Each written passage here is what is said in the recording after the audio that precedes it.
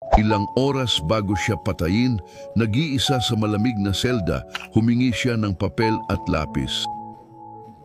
Sa nanginginig na kamay, nagsimula siyang sumulat.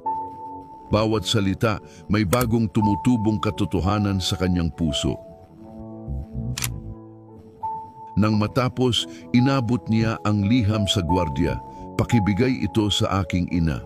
Sabi sa liham, "Inay, kung may hustisya, hindi lang ako ang dapat nandito.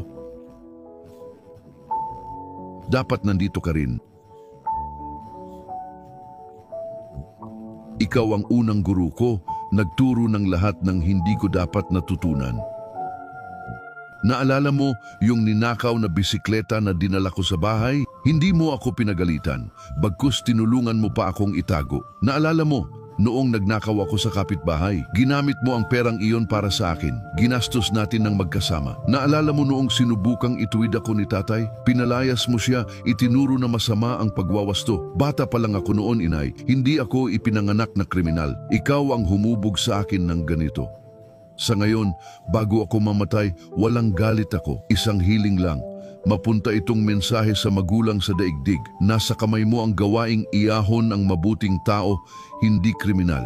Pagmamahal na walang disiplina ay hindi tunay na pag-ibig. Ito'y kalituhan na nakatabing lang. Kung hindi natutunan sa tahanan, ituturo ng buhay sa malupit na paraan.